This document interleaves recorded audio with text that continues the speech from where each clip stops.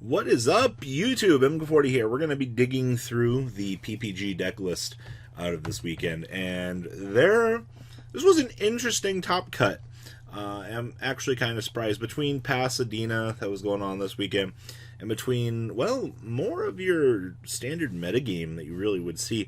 I didn't think I'd be talking about Madolche on Monday, but here we are, actually. So I've been a little bit mean to this deck, this format. This deck, it very much aims to break that board going second, and it's lost a lot of power. Now, if you guys remember over the summer here, a little bit into springtime, we saw Madolche doing relatively well at these higher tier events, and they had a lot of good finishes.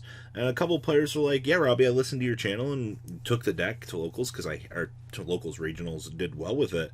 And it was really cool to see this. So this is me telling you guys we have another list for Madolche. First time in a while. This was piloted by Alexander Bastion, and I am intrigued by the results and the success of seeing this make top 16. So, triple down Russell Pankratops, pretty standard for going second. You have to understand, dropping a 2600 body on the field, it gets the ability to quick effect chain and then tribute itself off to destroy something is very powerful. Like, so good in today's current game, it's ridiculous. Triple copies of Gamma Seal. This is also very standardized. I see no Kumamungus or anything else in the main deck. We're just packing in triple copies of the Sea Turtle to get things done. Then we have triple copies of Angeli, 2 copies of Hoot Hoot, triple copies of Mageline, 2 copies of the Messengelato, and triple copies of Pudding Susior, along with 1 copy of Pudding Cess. No core problems in the monster lineup. 2 Hoot Cake feels pretty alright to me. You have to remember, this card and Angeli are literally your starters. They get the job done. They get you to where you want to be in the deck. Now, spells, we have Triple Called by the Grave. This is one of those cases where if you get Ash Blossomed, you're walking away and you're like, alright, my guy, you win. It's as simple as that. Getting to start your combo is very important in this deck, and if you can't do that, well, Madolches aren't going to be playing, especially that break a board concept. Triple copies of Cosmic, especially in a game like this where you're going to be seeing crescendos everywhere. At least this will bait the crescendo. If not, you get to ping off something off your opponent's field.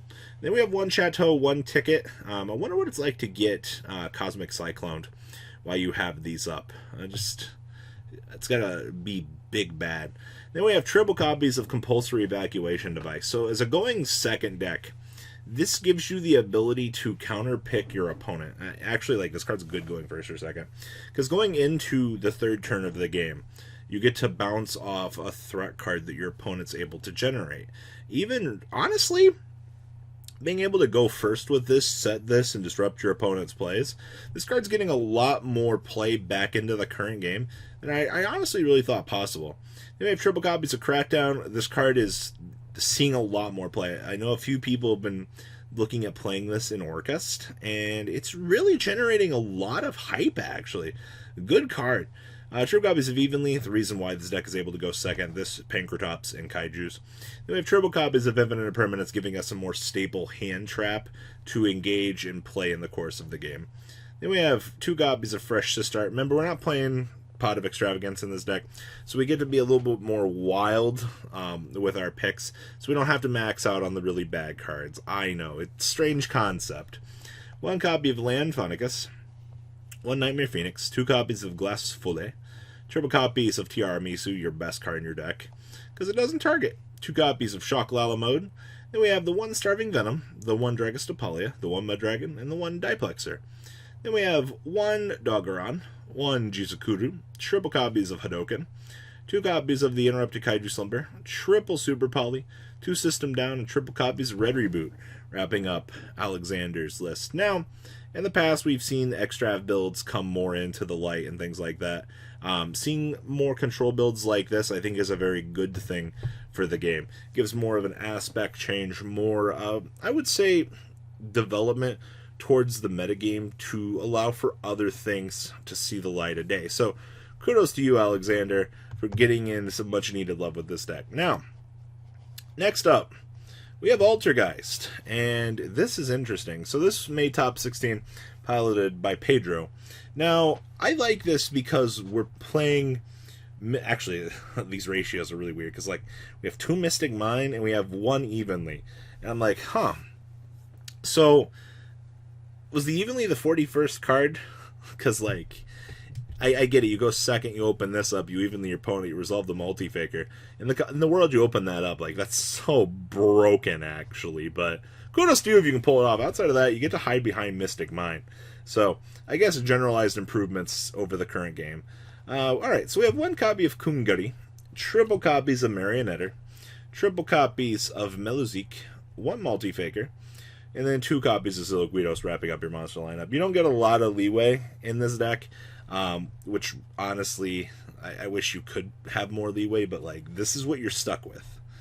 Then we have triple copies of Cardamize, 2 copies of Mystic Mine, triple copies of Pot of Duality. Traps here we have 2 copies of Altergeist and Manifestation, 2 copies of Altergeist Protocol, triple compulsory evacuation device, 2 Crackdown, 1 evenly matched, 1 in pre-order, triple copies of Infinite Impermanence, triple copies of Personal Spoofing, triple copies of Solemn Judgmento, and triple copies of Solemn Reich, wrapping up the main deck here. Down here in the extra deck, we have 1 Topological Trisbania, 1 Hayate, 1 Almirage, 1 copy of Ningarisu, 1 Mekk-Knight Crusader, or Crusadia, Avramax, 1 Link Karibo, 1 Nightmare Unicorn, 1 Phoenix, 1 Boral Sword, 1 Appaloosa, 1 Prime Banshee, triple copies of Hexdia, and 1 copy of the card, the boy, 1 Dingarisu. Side deck here we have triple Nibiru, triple copies of System of a Down, triple Anti-Spell Fragrance, 2 evenly matched, 2 copies of Heavy Storm Duster, and 2 copies of Summon Limit, wrapping up this deck profile. Summon Limit's been seeing a lot more play in a lot of side decks. This card is definitely a lot better of an anti-meta pick than I think players really let on. Also, I mean, in other degenerate decks, you get to bring this back off of the Griffin, and your opponent's just like mad at you the whole game, while they just can't play or do anything. I honestly think that the value in angering the opponent that they can't actually engage and play the game is really worth it, actually. It's so cute. And then the last deck we have here, we have Thunder. This was piloted by a Christopher Ramos. Now, I wanted to just peek this because there have been so many variants of Thunder out there. I know a lot of people's jump back and forth on the Dimension Shifter. Is it really worth it? Honestly, the value you do get in this is worth it at times. That is something that you're going to have to understand when you're looking at playing Thunder. The value of your overall card pool, the essentials of making your opponent not have a graveyard, outweigh any real consequences that you could have with this. So we have triple copies of Aloof Lupine. Ooh, we're on 3 of this thing now. Triple copies of Ash Blossom, and triple copies of Battery Man Solar. The long debate between both of these, between 2s and 3s. This man just played 3 of them. Good on you, sir. We have triple copies of Dimension Shifter, triple copies of the Thunder Dragon, triple Thunder Dragon Dark, 2 copies of Thunder Dragon Duo, triple copies of Dragonhawk, triple Thunder Dragon Matrix, and triple copies of the Thunder Dragon Roar. And then we have, of course, triple Lord Darkness, 1 D-Fissure, actually. Huh. That's interesting. So we're actually just maxing out in Shifter and Macro. Okay. We have 1 Gold Sark, only 1 Fusion. That doesn't feel right. I guess he just didn't value this card. We have 1 in pre-order, triple Imperm, and 1 copy of Macrocosmo, wrapping up the main deck here. Extra deck, we have 1 Wee Witch's Apprentice, 1 Summer Summoner, 1 Link Karibo, 1 Unicorn, 1 Phoenix, 1 IP Masquerena, 1 Borreload, 1 Blackluster Soldier, 1 Appaloosa. Then we have triple copies of Thunder Dragon Titan, and triple copies of my homie, Thunder Dragon Colossus. God, I hate this card so much. And then the side deck here, we have triple Mind Control, triple Twin Twister, triple Different Dimension Ground, triple EEV, and triple copies of Evenly Matched, wrapping up this chunk of deck list out of the PPG this weekend. So, what do you guys think about all these deck lists? They're all relatively interesting. They're all bringing something that we want more of in the game, which is diversity, and that's a good thing. All right, guys, I'm out. Peace. The ride never, well, truly ends. Thank you, patrons. Without you guys, I don't know what I'd be wearing in these videos. I might be a truffle shuffle incident all over again.